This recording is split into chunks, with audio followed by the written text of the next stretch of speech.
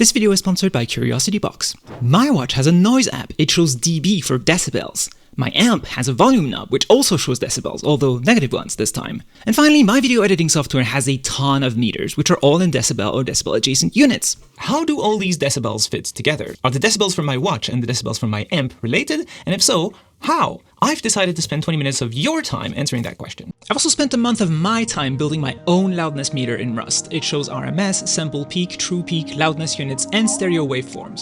So if you want to find out more about how these are measured, how you can mix the rodeo crate with Equi, or make custom UI widgets, the source code is available right now to patrons of all tiers. As for the article version of this video, which goes a little more in-depth in the maths and that you can read at your own pace, it's available right now on my blog for free for everyone. The link is in the description. Sound, like wind, is more of a concept than a thing, since it's the name we've given to a specific behavior of particles. When you strum a guitar, the cord vibrates, transferring energy to the body of the guitar, which amplifies it and projects it into the air as a pressure wave. This wave eventually makes its way to the ear, where some processing is already being done by its unique mechanical design. After being collected by the outer ear, the wave is ferried through the ear canal into the eardrum, where 3 tiny bones amplify it. Then its destination, inner ear, where hair cells travel up and down some fluid. Eventually, it's converted by chemicals into electrical signals and interpreted by the brain as sound. People experiencing hearing loss and who use a cochlear implant bypass the mechanical parts of that pipeline, relying instead on microphones and speech processors. Although those implants do not replicate natural hearing, they give the brain enough information to recognize and process human speech and environmental sounds. For the rest of us, our ears detect tiny changes in pressure. You have to realize that there is pressure constantly being applied to our bodies, on the order of 1 atmosphere or about 100,000 pascals, the SI unit for pressure. But you'll notice that my watch's noise app doesn't use pascals. In fact, no audio equipment I've ever looked at uses pascals. Instead, they show sound pressure level, defined as follows. Decibels are a logarithmic unit expressing a ratio. In this case, the ratio between P, a pressure we measured, and P0, a reference pressure. In air, because sound can also travel through water and other media, we usually pick 20 micropascals for P0, which is about the quietest sound the human ear can detect. Instead of having a linear scale that spans 8 orders of magnitude from micropascals to the thousands, decibels give us a nice human-friendly scale going from 0 decibel to 194 decibel. Above 194 decibel, we don't get sound waves, we get shock waves. The pressure amplitude would need to be more than 1 atmosphere, resulting in negative absolute pressure, which is impossible. Once you reach a vacuum, that's it. There's no going any more vacuumy. But we haven't yet elucidated what the decibels on my amp mean. I would call those dBFS for decibel relative to full scale, because at 0 dB, we would get the absolute maximum power the amp can output, which would be damaging to my ears and to my relationship with the neighbors. The formula is the same, except that we don't pick a reference P0, like with sound pressure levels. Here we consider an input signal and an output signal. Say the solid curve here is our input signal with amplitude 1, and the dotted curve is the signal after it comes out of some system with amplitude 0.2. Based on those amplitudes, our system has a gain of negative 14 decibels. Those dBFS are the ones we're interested in as broadcast engineers, since we're dealing with a signal directly. Of course, most of the time a signal will be transformed back into a sound wave and then we'll have to worry about dBSPL. But as long as it's within an audio system, we have to worry about exceeding levels. With an analog signal, that typically results in distortion, which can be done on purpose for style. And exceeding levels in a digital system typically results in clipping, a very harsh form of distortion, which sounds quite awful. You may recognize that from public announcement systems in parks or maybe trains. My amp has a volume knob, which also shows decibel. To avoid that, we have to watch our levels. And over the past 100 years, we've come up with a bunch of solutions to do that, all of which are flawed in some way. In the 1930s, the BBC came up with meters that look like this.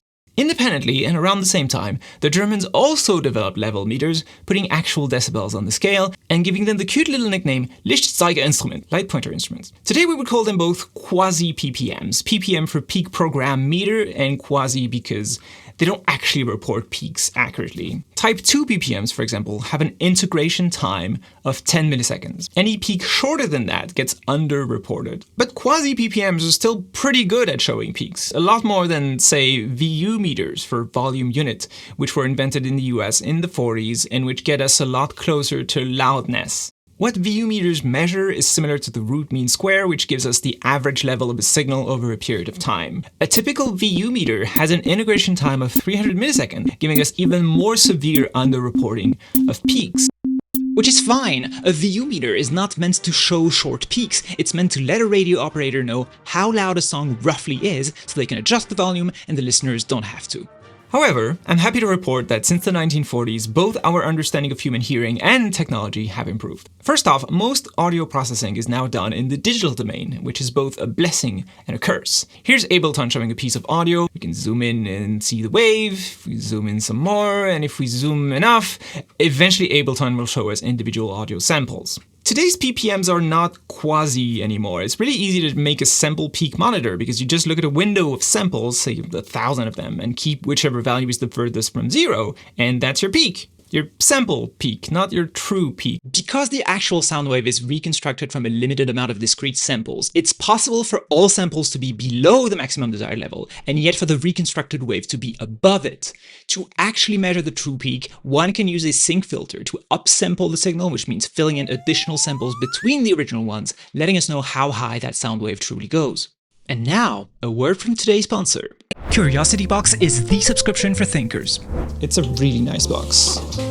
Each box turns learning into an adventure with premium science toys, hands-on experiments, and exclusive mind-expanding collectibles. Perfect for all ages, whether you're a lifelong science lover or just curious. For ages 14 to 4.5 billion. Every box is unique, packed with limited edition, non-repeatable items you won't find anywhere else. But now I need like a nice clean light source. They're all about making science fun, engaging, and accessible. A different cause of bulk. Screw you. Because science isn't just a subject, it's a way of thinking. Ta-da! With each box, you get to explore fascinating topics through experiments and collectibles that challenge the way you see the world. I'm probably doing it wrong. Wait.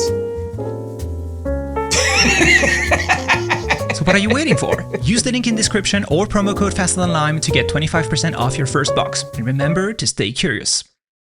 So that takes care of peaks. What about loudness then? Well, we made progress there too. First, in the wrong direction. The idea of compression is to get rid of dynamic range by taking anything above a certain level and progressively making it smaller. We can apply gain to the resulting signal without clipping, making the whole thing louder. That gain is called makeup gain because it makes up for the loud bits that were made quieter by the compression. I can't believe that clicked for me only now. During the 2000s, sound engineers started abusing compression to make their albums sound louder and louder, based on the theory that people preferred louder things. Those loudness wars lasted until the mid-2010s, when the music industry finally tackled the problem by inventing a proper loudness unit, LKFS. The first interesting thing about LKFS is that it takes into account multiple channels and does a downmix into one value. Which begs the question, what did the BBC do with their PPMs? Well, they didn't have to worry about stereo until the late 50s, which is when they started experimenting with stereo with 2 separate AM transmitters. So 2 separate PPMs, 1 per channel, was an option. But they also had a different variant that showed the sum and the difference of both channels, which is important because if you have 2 waves of opposite phase, they cancel each other out. But the first stage of LKFS computation is filtering to model how humans perceive sound. The first filter boosts everything above 1000 Hz, and the second is a high-pass filter which attenuates anything under 100 Hz. Next, we integrate over some interval t to calculate the power of the filtered signal. Finally, this one should look familiar. It's very close to the decibel formula from earlier, but because this time we're measuring a power and not an amplitude, we use a 10x factor instead of a 20. Depending on the interval chosen to calculate loudness, we call the result different things. M for momentary, S for short term. As for I, it's the integrated loudness, and it takes into account an entire piece of media, minus the quiet parts, using a standard gating mechanism. And that prevents any cheating done by audio engineers to make their sounds louder than the others, because we finally have one number that is relatively good at predicting how loud something is to the human ear. In YouTube's Stats for Nerds, we can find out how far various videos are from their mastering target of -14 LUFS.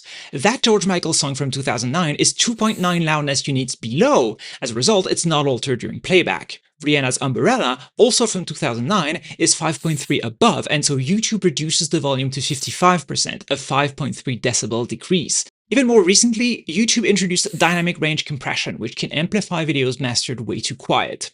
LKFS and LUFS, same thing different name, aren't the only units that try to take psychoacoustics into account. The first experiments regarding how loud humans think sound is date back to 1927.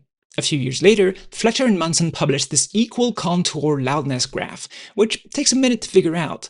Each of the lines determine a level of loudness. Their test subjects reported that, for example, a 1000 Hz sound blasted at 40 decibels felt as loud as a 100 Hz sound at 62 decibels. In other words, we are much more sensitive to sounds at 1000 Hz than to those at 100 Hz. That dip, around 3 to 4 kHz, is where our hearing is most sensitive. We made our smoke detectors beep at that frequency for maximum alert, and our babies cry at that frequency for similar reasons. From that graph, an ISO standard was derived specifying the A weighting curve, which predates LKFS's K weighting by almost 50 years. Although more basic and somewhat outdated, A weighting is used in a bunch of places. French law requires sound level meters like these in every music venue. American work safety organizations give different recommendations when it comes to maximum sound exposure. These tables from OSHA and NIOSH use dBA, and so does the Apple Watch Noise app. Now that we know how all these units fit together, we can all be fun at the next party. Thanks for watching, and see you next time.